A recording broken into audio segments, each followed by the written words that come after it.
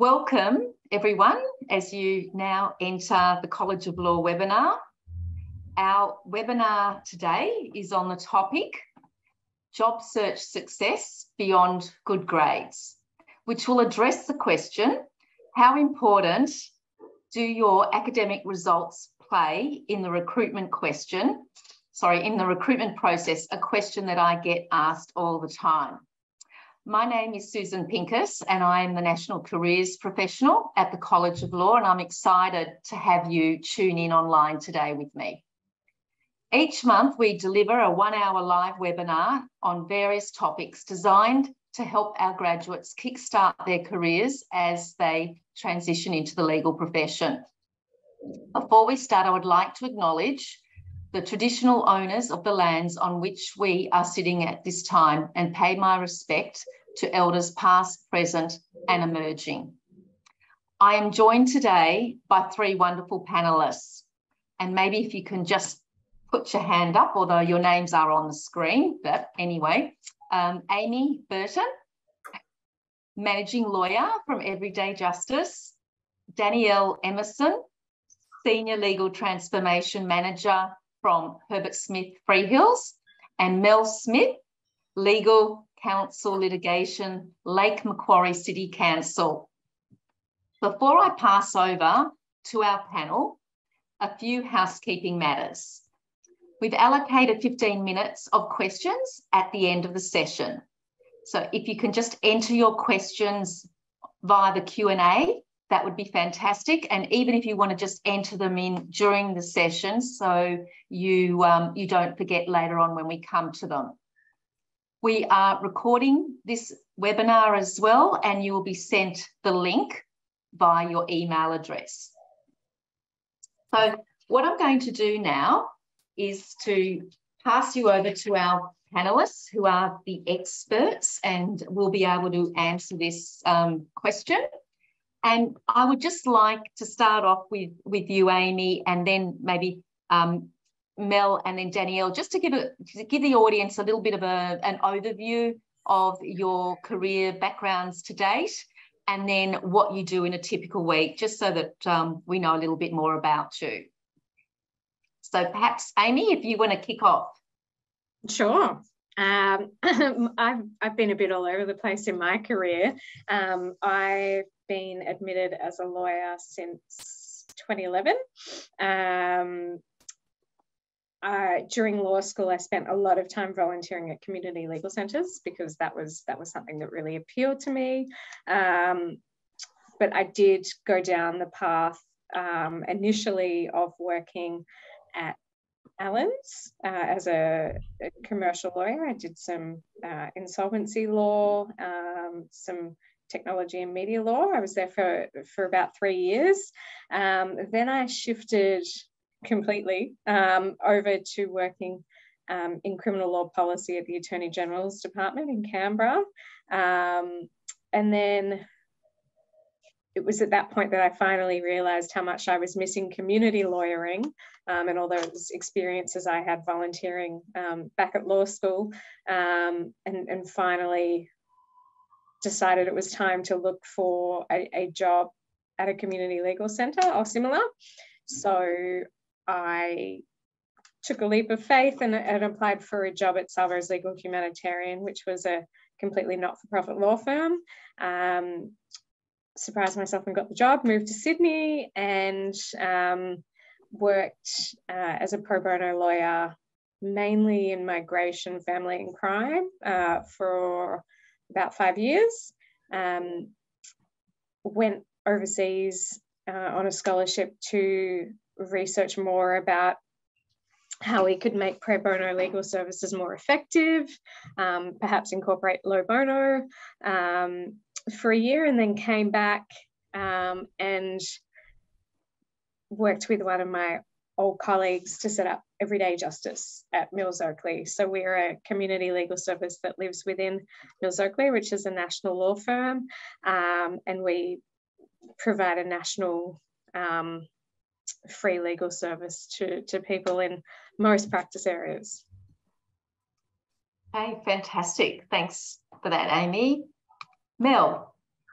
Yes, well, I started off working as a paralegal and studying my law degree part-time over many years. Probably worked as a paralegal for maybe 10 years or more in a variety of different firms, very large national firms, all the way down to sole practitioners and smallish firms in regional areas. During that time, someone suggested to me that I would probably enjoy working in-house. So when the opportunity came up at Lake Macquarie almost 10 years ago to join their legal team, I I took that opportunity and I've been here ever since. Lake Macquarie Council is a very vibrant and interesting place to work. Pretty much the legal team deals with anything that you would expect a council to deal with, whether that be barking dogs all the way through to planning and development, large infrastructure projects, governance and political issues, everything that you would see at a local council at some point will probably make its way to the legal team. So it's a very interesting place to work, lots going on, lots of variety. And as I said, I've been here for about 10 years now, so almost become a part of the furniture, but it's been a really great place to work. So I'm a big advocate for in-house and government legal. If people are interested in pursuing that path, I think it's a great alternative to private firms. Okay, that's great. Thanks, Mel. And Danielle. Hi, everyone. So I'll be coming at this from a completely different angle because I am not a lawyer and have never practiced. But if you do have an interest in new law, then I guess I'll have some things to say that are relevant to you. And I guess it is, another alternative avenue that Mel mentioned if you don't necessarily want to use your law degree to practice. So yeah, my background, I used to be a management consultant, actually got into law when I lived over in London, worked at Linklaters there, and then have been at Herbert Smith Freehills for 4.5 years across the legal operations team, innovation, and now a big focus on legal transformation. And so, yeah, that looks quite varied. I don't know, do you want me to say what a typical week looks like? Yeah, definitely. Sure. Might help if you haven't thought about this area so much. So if I just take this week, for example, might spend Monday, spend some time meeting with a graduate in my team. We have a legal ops grad program, making sure that she feels supported and knows what she's working on for the rest of the week. Then this week we had our winter clerks kickoff. So we actually make sure we talk to them about innovation and they have the opportunity to participate in our innovation labs. Prepare a lot of reporting, have project meetings, had an ideation session with a bunch of lawyers about how we can streamline some of our transactions practices. And then might also have, a meeting with a tech company, talk about some of the technology we're using and perhaps prepare a business case about how we might use that going forward. Okay, wow, very exciting. And you've all got such diverse backgrounds. So we've kind of got a practice areas in all areas, including new law as well. So we might just kick into questions now. I'd just like to start with you, Amy. And in your role as a managing lawyer, you recruit a number of volunteer PLT students and graduates. What do you look for? Big question. I do indeed. We at Everyday Justice, we have an internship program which is pretty expansive. My colleague and I, we're the only two lawyers in the team, and we're both based in Sydney, but we offer internships in every Mills Oakley office in Australia. So we've got Sydney, Melbourne, Brisbane, Canberra, and Perth, where we host interns. And so you can, and we've only been operating since January last year, but in that year, in the year and a half that we've been operating, we've had 75 PLT interns. So you can imagine it's been pretty busy recruiting interns. I would say the big thing that we do read more than anything is people's cover letters and what it might seem like something that's not a big deal, but it really stands out to us when someone has taken the time to look at our website, any other materials that we've put on our social media, or even to show that they actually know what they're applying for. And I know it gets frustrating applying for PLT internships, but it's really obvious when someone has just copied and pasted the same words to every single place they're applying to, and sometimes even it's obvious based on fonts that have not transferred across. And it's not the be all and end all, but it really shows a genuine interest if you've been able to explain why you want to work at that place in particular. So if someone writes to me and says that they're really passionate about criminal law and family law, then I wonder whether they've looked at our website, because we very clearly don't do either. And obviously we do look at CVs. We're interested in what people have been doing, but what we want to do is train people who want to get into social justice law and want the practical experience in lots of different practice areas. So we're not going to judge you if you haven't worked at a law firm before. I don't even look at people's transcripts. Half the people include them in their applications, and I might occasionally open the file and skim it, but I don't pay any attention to it, to be honest, because that's not what we're looking for. We're looking for people who are genuinely interested in learning and being up for the challenge of trying things out, learning how to write letters to clients, learning how to give advice on a range of different practice areas. So I guess because we've read so many applications in the last 18 months, it does become obvious when someone does have that interest. Okay, no. So academic results don't even come into it?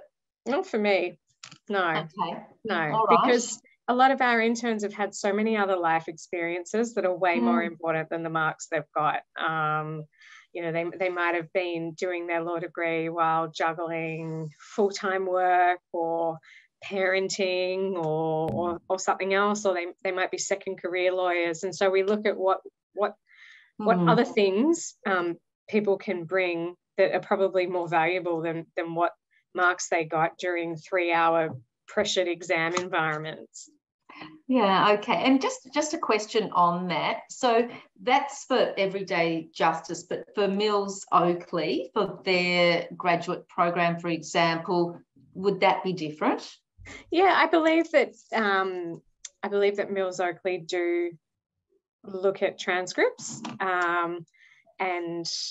but I think that they also have a similar approach in that they're looking for people who are genuinely interested in the work. So it'd come down to the practice area they're applying for and showing a genuine interest in that. And if someone has done any volunteering or any type of work that lends itself to that practice area, we've had 10 interns from Everyday Justice get jobs at Mills Oakley, and it's come down to us being able to advocate for them and say, yeah, they have since they've been with us, they've spoken a lot about planning and environment law and the fact that they want to get involved in that.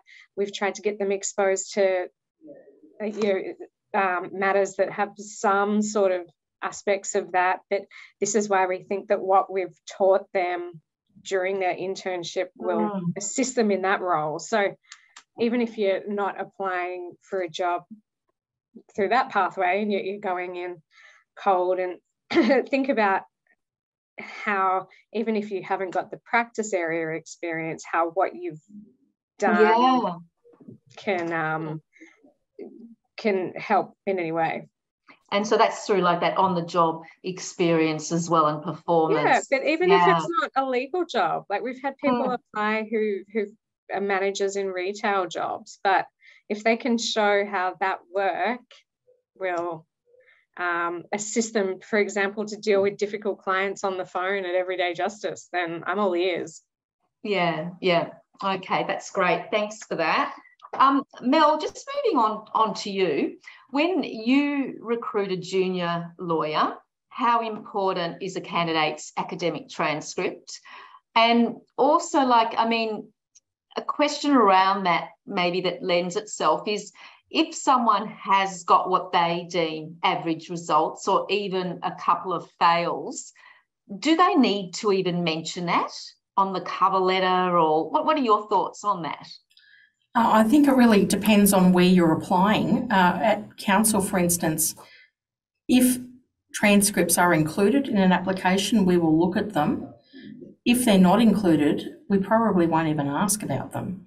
And what we're more interested in is cultural fit, and by that I mean, how well is this person going to fit in with our team, with the organisation more generally. Skills can be taught and knowledge can be gained, but that personality fit is usually a bit harder to develop if it's not there. So that's really what we're more interested in, is that how is this person going to integrate into our team? How are they going to be regarded by the wider organisation?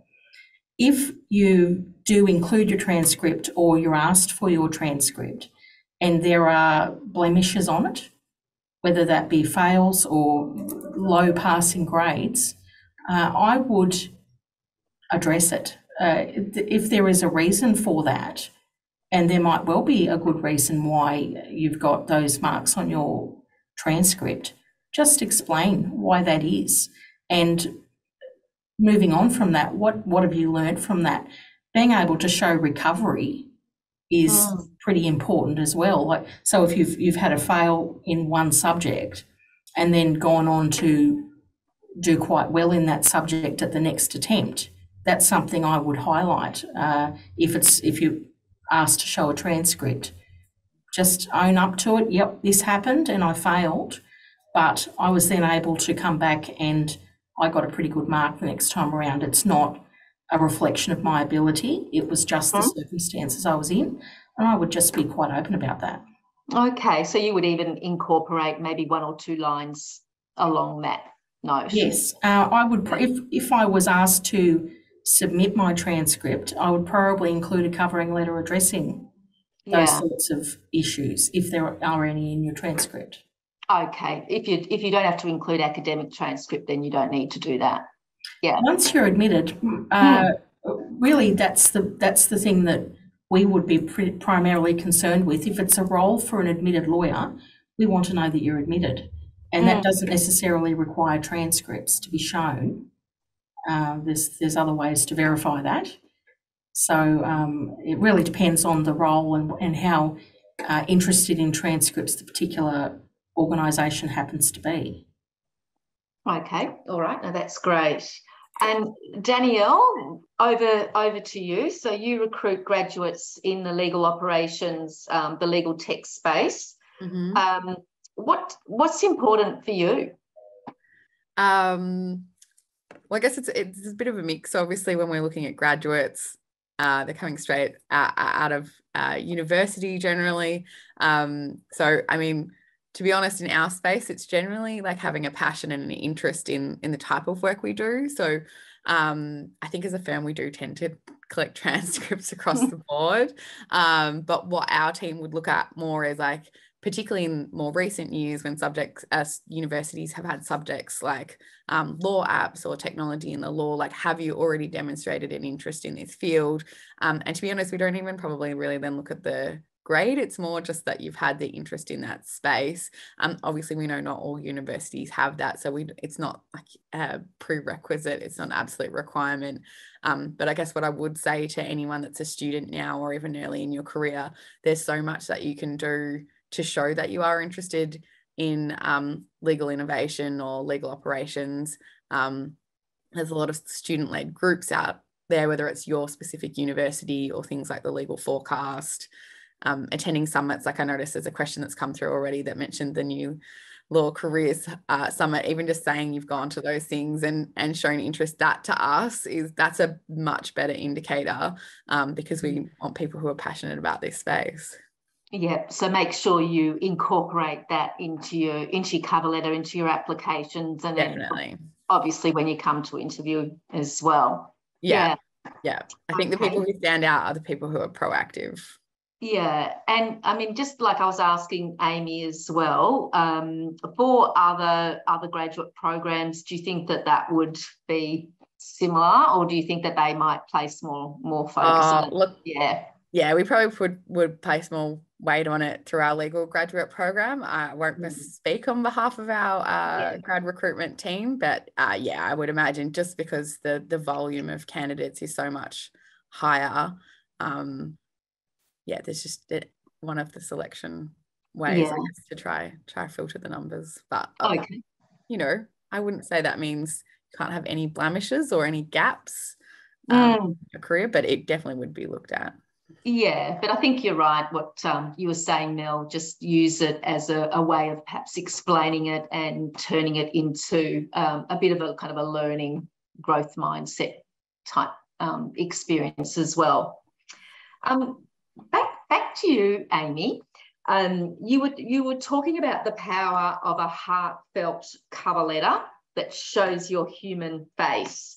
So can you give an example of what someone might put in their cover letter to describe an interest in everyday justice? What type of thing would sound impressive and what would kind of sound more corny, perhaps? I think if people chuck in the standard buzzwords like, you know, I'm innovative and hardworking without like giving any examples or anything, a lot of people in their CVs at the start have that section that describes them and their qualities, and I don't really look at that because I see it in everyone's, and I know that they're like the keyword things that people put in there. Ones that have stood out to me, because we are a legal service that's pitched at what we call the missing middle, so people who can't afford to pay much for a private lawyer, but often aren't eligible for free legal services. I've had quite a few people write about their own experiences growing up and being part of the missing middle, or even, you know, maybe volunteering at legal centres and witnessing how those people have impacted them and why they're interested in pursuing that type of work. Even someone who just says, look, I went through law school and I found myself really interested in housing law and employment law and any of the ones that we've got on our list, and maybe a bit of an explanation about why they're interested.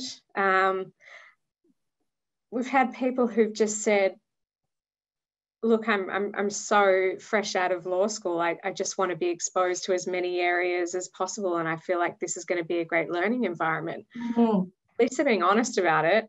And some of the funnier ones, I had a guy who he was a stay-at-home dad for his two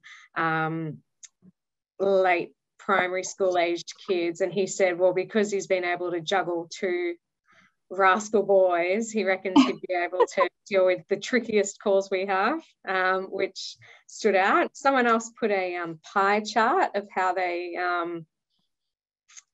spend their days outside of law school or work, and you know, there was baking sourdough bread during lockdown, and you know, just things stood out just to make it a bit more unique. Yeah, kind of like, as you say, it's really showing the human side of you. Yeah. And it's so much about, we're going to be working with these people every day, interacting with them either face-to-face or on Microsoft Teams if they're in a different office. So it's about knowing that there's this human that we're going to want to be working with and going to want to train up. Yeah. And it's going to be a good working experience for all of us. Yeah, absolutely. Mel, just in terms of applications, if a person doesn't have any experience in local government, would that be something that would be a negative? Well, we're always interested in experience. Obviously, that is a good thing to have, but local government is such a unique area of law that it's really not common for particularly more junior lawyers to have that experience. So it's certainly not a negative. if you've got exposure to any kind of corporate law or even property law, something like conveyancing even, that if you can sell it as something that is transferable to the work of local government, and it is highly transferable, that's just as good as bespoke local government experience, which very few people have. Until I certainly didn't have it before I came here. I had I was a solid generalist. I had a lot of experience in litigation and conveyancing and a wide range of practice areas that you would see in private law firms, but I had no government experience. So part of how I got my foot in the door was by selling the fact that I was able to transfer the skills that I had to local government and would be able to quickly acquire the new skills required. Yeah, okay. So playing up the transferable and translatable skills, and also, showing that real willingness to learn. That's right. Yeah, okay, that's great. Danielle, you talked a lot more about the importance of showing the interest and the connection in what field you're involved in and how that's really critical to support that with backup evidence. What makes an individual stand out for you? So anything like around particular degrees that someone might have done or their background, there might be something unusual, like what other things kind of jump out at you? Oh, honestly, it can be so broad. So, I mean, obviously in our space, if someone has done perhaps a degree in STEM before then doing a JD, something like that, obviously that's always something that then we know they've got a range of skills that you can draw on. But we've got some people who've just done straight law degree, but they've really demonstrated they've got a lot of interest in this space. Like I said, some have volunteered with different organisations. So there's a not-for-profit which was based out of Melbourne called Annika. We've got people who volunteered with Annika. Like I said, attending seminars, getting involved, generally anything where you're a bit more proactive, even little things like if you're more interested in the tech space, learning the Microsoft Office 365 suite, particularly things like Power Apps and Power Automate. That's something you can do in your own time if you want, and then those skills are immediately transferable and useful in our tech team in particular. So yeah, basically anything that's demonstrated that you've got a real interest in this space, and it's across the whole plethora. It's not just tech. If you've got a real interest in design thinking, if it's more project management, you've started kind of trying to hone those skills. If you're already an existing lawyer, we've spoken to people and they if they were at other firms, for example, they might have tried to actually do some projects with their own innovation teams before then making the full jump full time. So like I said, I think it's just being proactive, and it really depends which area that you're most interested in. Yeah, no, but I really love that. So that idea of even including some of the tools that you've maybe taught yourself, and any kind of seminars maybe that you've been listening to, and so really bringing that into your applications. Yeah, it shows that you really thought about your potential career change or moving away from what you thought you might do out of a law degree. So it just proves you've thought about it a bit more and invested time in it. Okay. Now that all makes perfect sense. Amy, just let's talk a little bit about the power of your network. And keeping in touch. So how does that play out, do you think, as someone that is starting their career? I think it's super important. I think that the contacts you make, even in volunteer roles, like the Everyday Justice Internship Program is a volunteer internship program, but I think it can be so valuable if you invest the effort into maintaining those connections and developing them while you're there. So our interns who have done the best and ended up getting jobs either within Mills Oakley, which isn't necessarily the aim of the internship, but it's a great outcome, or for people who've got roles outside of this firm, but perhaps have been recommended, we've recommended them to other places. They're the ones who, you know, came into the role, even little things like when they're in the office, they're making small talk with other lawyers at the firm, introducing themselves, or seeing if there's a time to have coffee with them, but without doing it, you know, in a pushy way if it's you know, a really busy partner or something. That's a really good start.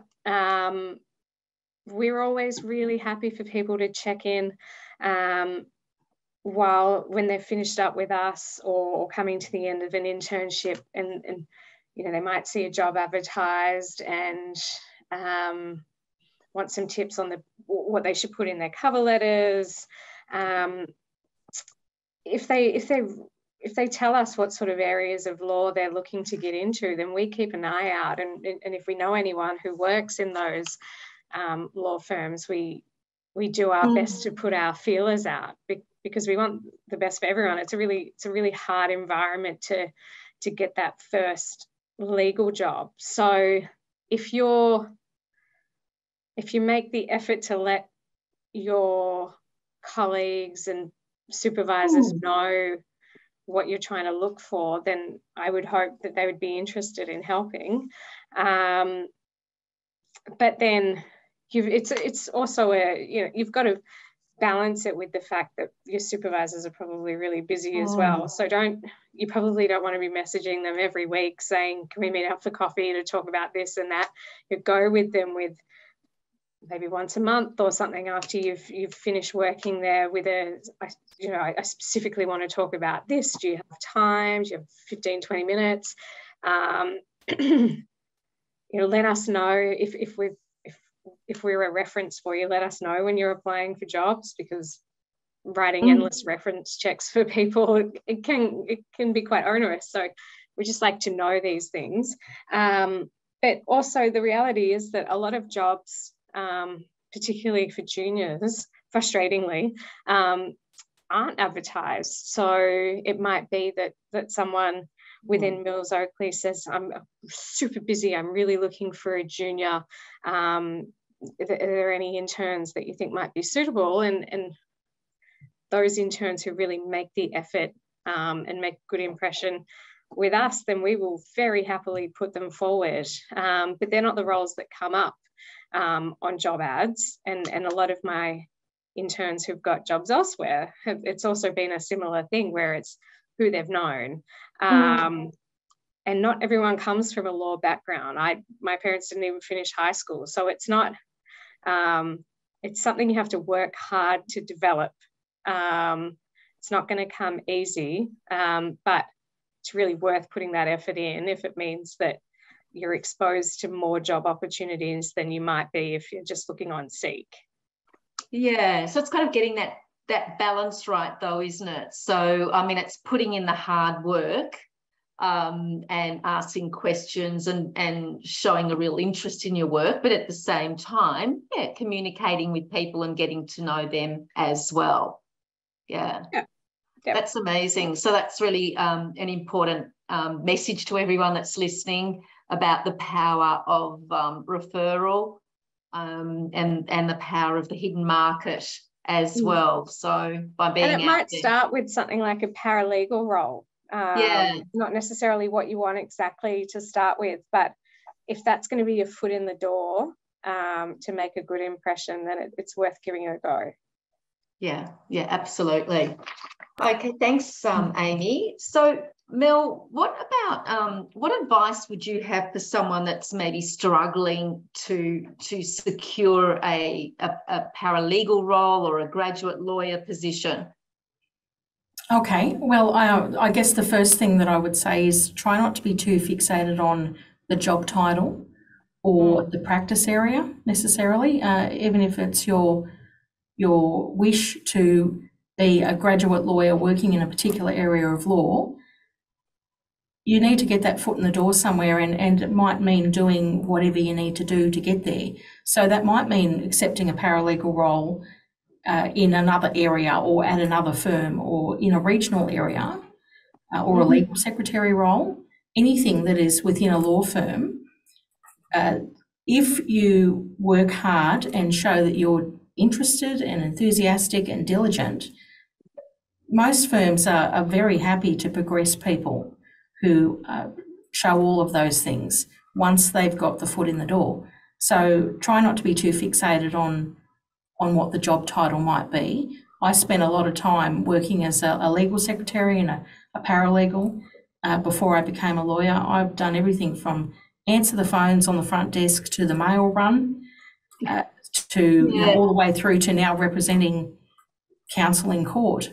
So, and I consider all of that experience makes me a better lawyer, makes me a much more well-rounded professional. The fact that I have sat on reception and answered the phone, those skills are highly transferable to the work of a lawyer.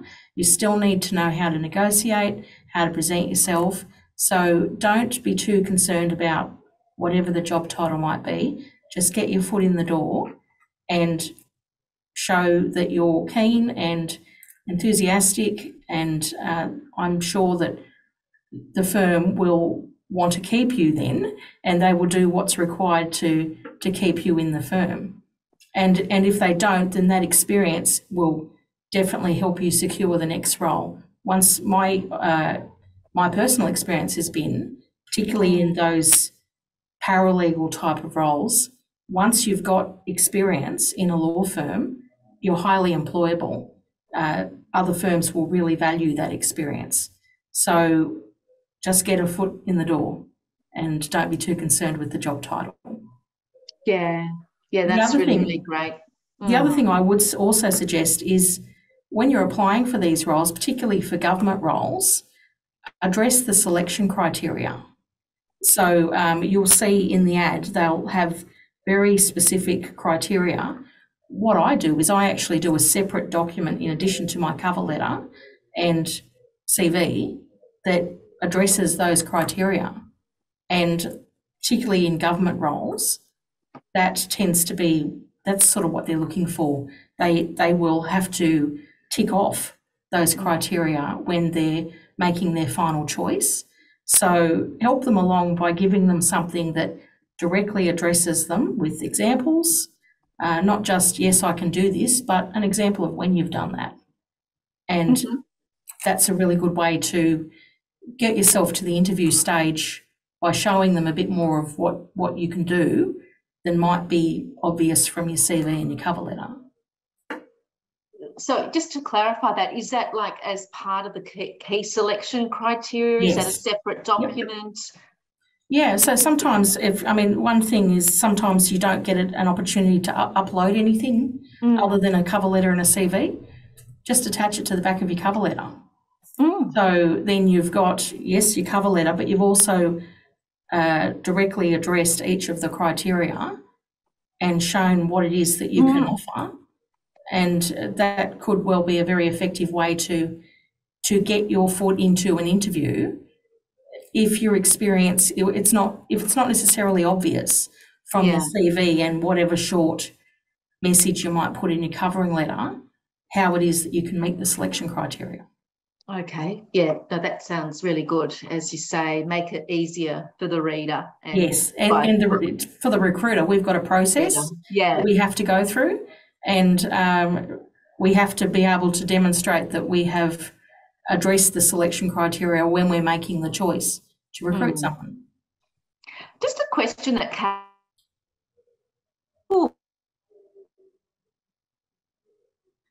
So they've completed their PLT, they've been admitted. What do you think about them being open to taking any position? Do you think that is good for their brand? Yeah, I don't know. I don't. Did you hear that question? I think I lost the start of.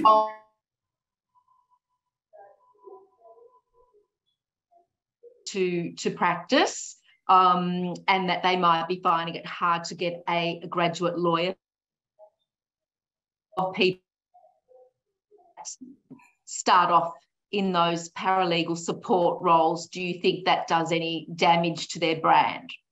Okay, I missed it again at the start, but I think what you've asked is whether or not starting as a paralegal as opposed to through a graduate recruitment program does any damage to them as a future lawyer once they do exactly move forward. If they've already been admitted to practice as opposed to their, still at uni, finishing uni.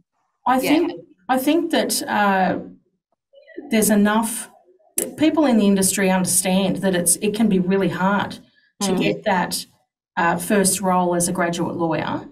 And personally, if someone has been willing to pay their dues, I suppose, as a paralegal, having come through that pathway myself, and I remember when I went and did my PLT, there were a lot of other people who had done the same thing. They were working as paralegals. I would respect that personally. I think that showing your commitment to the profession, that this is what you want to do and you're willing to keep plugging away at it, you've got that resilience and tenacity to keep going, even if you didn't land the graduate lawyer role at the top tier firm. I don't think it would be anything other than well regarded that you've put that effort in. Yeah, and keep plugging away and looking at other options at the same time, rather than just waiting till you get that. That's right, absolutely. Yeah, shows that you're proactive. Pathway, I know this question from Mel, but it can be its own pathway as well. So we have a really large alternative legal service practice. We hire like hundreds of legal analysts in that. They are all admitted but not hired as graduates.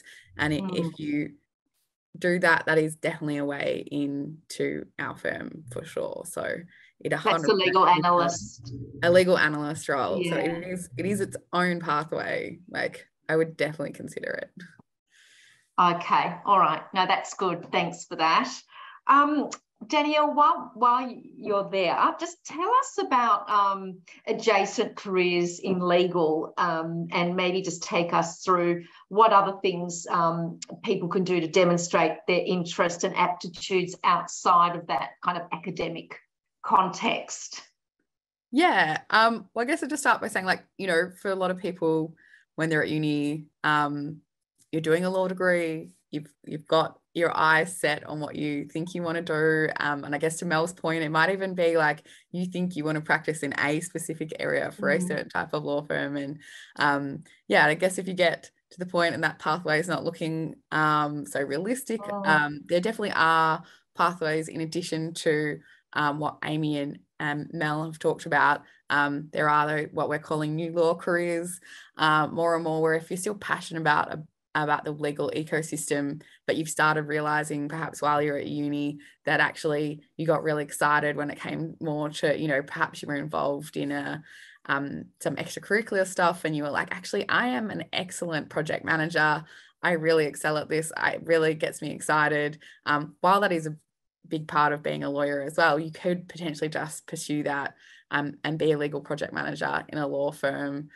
So I guess, perhaps if you're reaching a point and things aren't quite turning out how you thought, maybe reflect on what it is that you've enjoyed, what you've really liked, and maybe there will be another pathway. And a lot of people can go back to law. Certainly in our team, that does not seem to happen. They seem to join legal operations and legal transformation and like, this is amazing. We love this. I know. I think it's the best kept secret. So I won't lie, we don't have many people who go back once. But it is possible. You get to work with some amazing lawyers, and you just don't have to do the day-to-day legal work essentially in our team, but you're still working in a big law firm, or for us.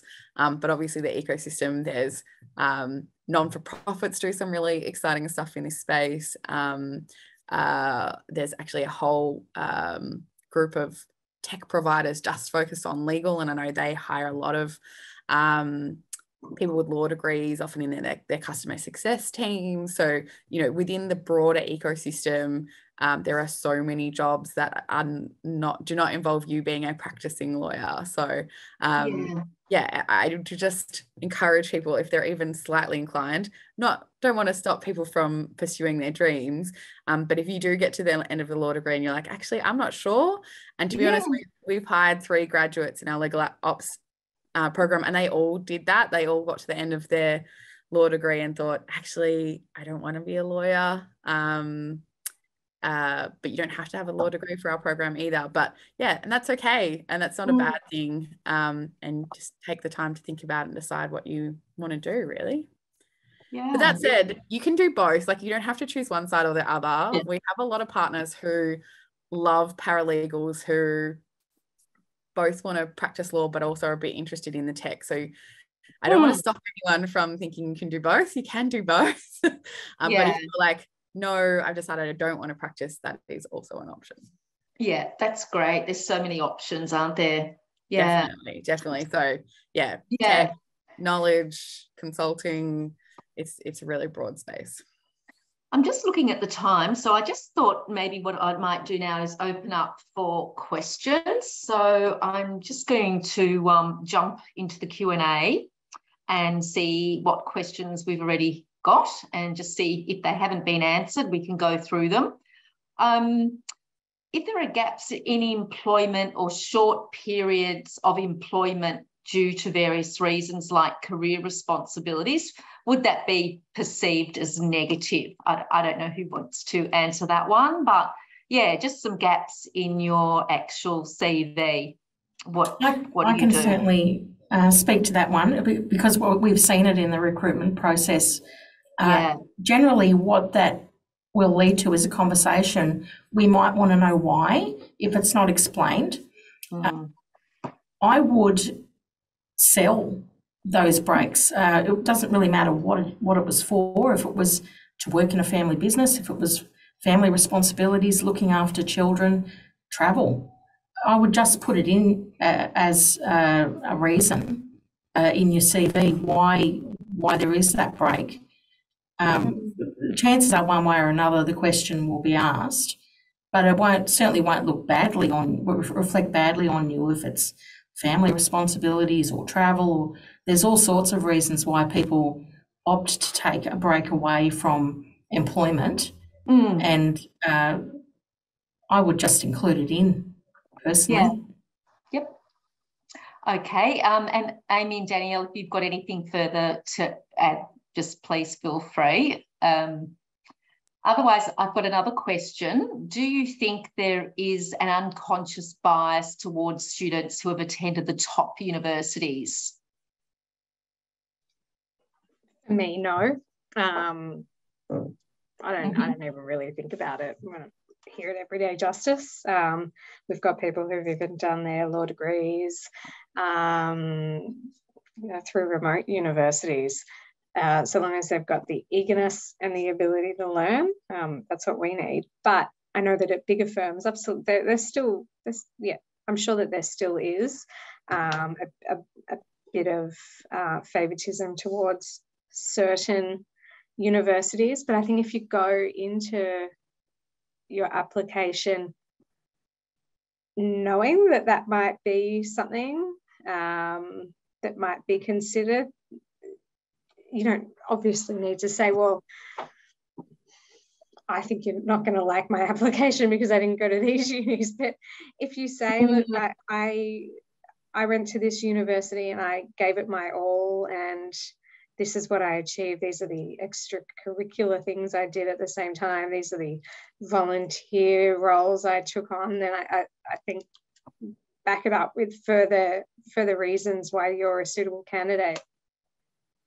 I will just add to that, we do, as someone from a bigger firm, we actively try to promote social mobility. So they actually are actively trying to make sure we do not prioritise certain universities. Yeah, that's really, really good, because I think sometimes students can get really caught up and a bit obsessed with that as well, but it's almost like, don't let it become something like a monkey that sits on your shoulder. I think you kind of just need to try and just flick your mindset and not focus on that, because if it is there, there's nothing you can do about it. Yeah. A question around how do you assess candidates with disabilities? Anyone want to take that question? Well, I mean, our internship program, we can make it as flexible and remote as possible, with the hope that you know, someone with a disability would be able to participate if someone's comfortable giving us some information about the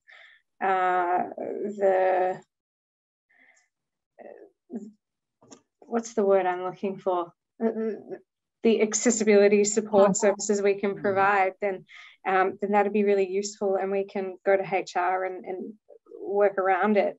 I mean, I myself wear hearing aids in both ears, and it's been a bit of a I make a bit of a joke about it within the office, because if I'm not wearing them and someone tries to talk to me, they're like, have you got your hearing aids in, Amy? And you know, my attitude has always been I'm just open about that with people, because if I can't hear someone, I don't want them to think that I just don't understand what they're saying. Like, there's a legit reason. But I would love to be able to support anyone. Disability or no disability. And this is something that I've got colleagues at council who have disabilities, and we even have members of our elected council who have disabilities. And as an employer, we're very open to making this a safe and accessible workplace for everyone. I think everyone is valued here, and the skills that candidates bring to the table, that's what we're interested in, the cultural fit, whether or not they're going to be able to fit in with the rest of the organisation. Any other accessibility requirements or anything like that can be addressed. It's certainly not something that would in any way influence our decision at all. Very happy to have discussions around that, and we have many colleagues here at council that have mobility issues or a range of accessibility requirements that are met by the council. Okay, thanks, Mel. We've still got quite a few more questions, so I'll just keep going with those. There's a question for Danielle here. Someone said, great to see you a second time, in addition to when you were on the New Law Careers panel last month. The question is around how you value the job candidate would have, or eager to develop the commercial and innovative mindset.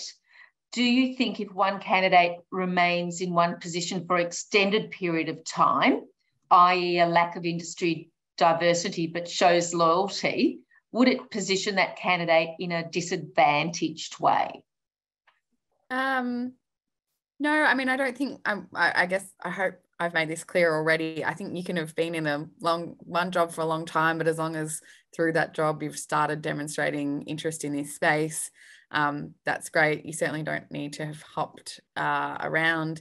If you have hopped around while you're trying to figure out what you like, that's also not a negative. So I hope I've made that clear already so far. But yeah, no one way or the other. We don't look at it favourably or not. Okay. All right. Thank you.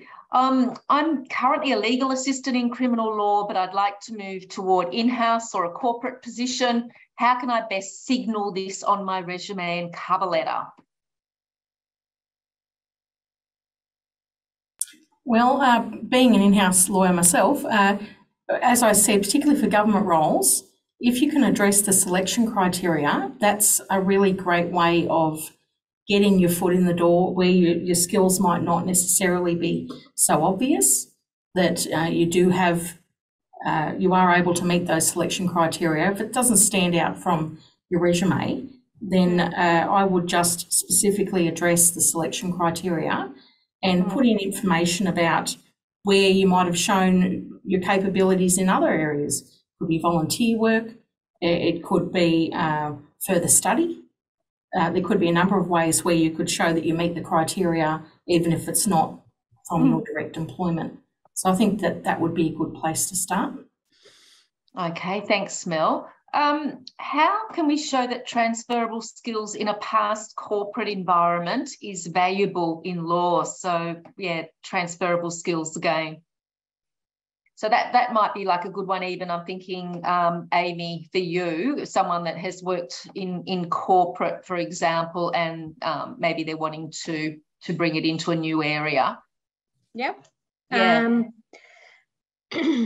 Or even things like retail. I mean, a lot of our job is communicating directly with clients. So our interns are on the phones a lot of the day, getting instructions from clients, trying to make sense of, the client might not even understand what their legal issue really is. And so it's teasing that out. It's dealing with all sorts of vulnerable people.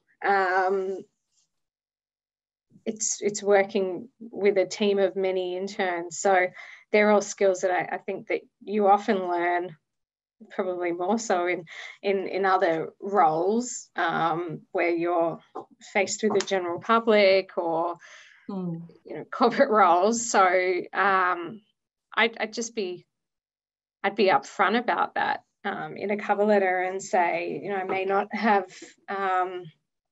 had an opportunity to work at many, if any, law firms, but I've developed this skill while working in this role. I've applied it, and maybe give an example of how you've applied it and why you think it would be useful to the firm to have someone with those skills. Okay, thank you. There's just a question here about what sorts of opportunities are available that first years can consider. So I'm wondering if they mean first years as is like a university student. I'm kind of thinking if that is the case, then, I mean, I'm kind of thinking that probably volunteering work, also like just getting involved in kind of some of the extracurricular activities that a university offers, and also just internal opportunities maybe through the law faculty as well. They sometimes have a placements officer that can also assist with placements in a particular university. They might have some kind of allegiances. Yeah, and get on wait lists at community legal centres. Yeah. I had to, it's funny, they can be really, really hard to get into, but I remember in my second semester in first year, I called a bunch of my local community legal centres, and it might have taken 12 months to get to the top of the list, but having your name down in first year is a good place to start. Yeah. One or two final questions. Is having done your honours or like a Masters of Law considered an advantage?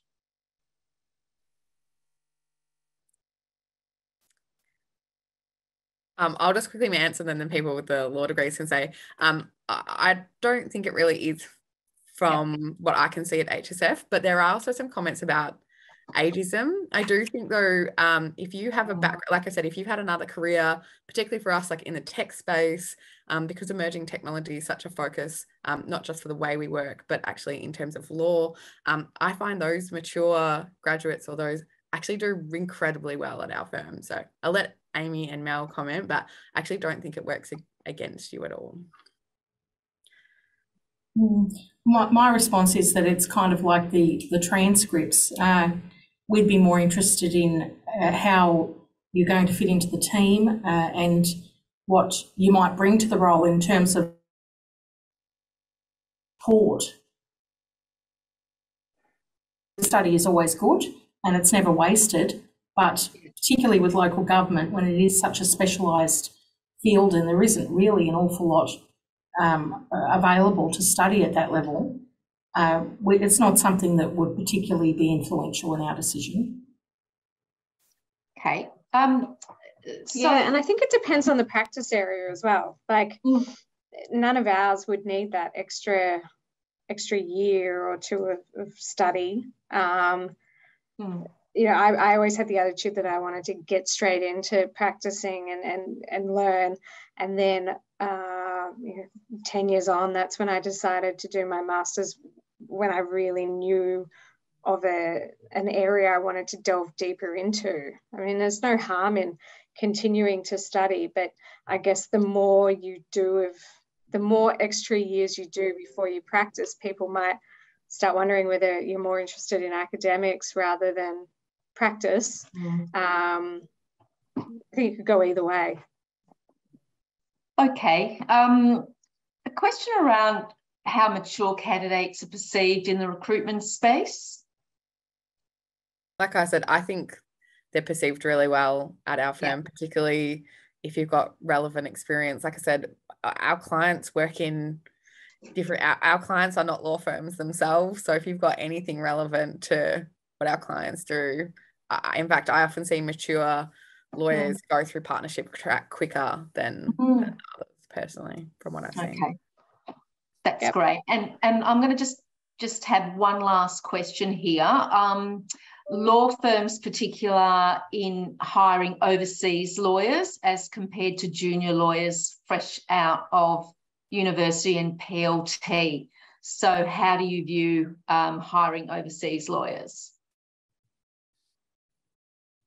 We've had some overseas lawyers as interns who've needed to do their PLT to re-qualify here, and they've been wonderful because they've got the experience of working in a different country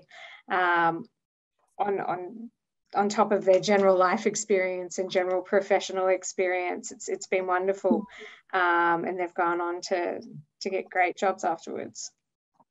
Okay, thank you.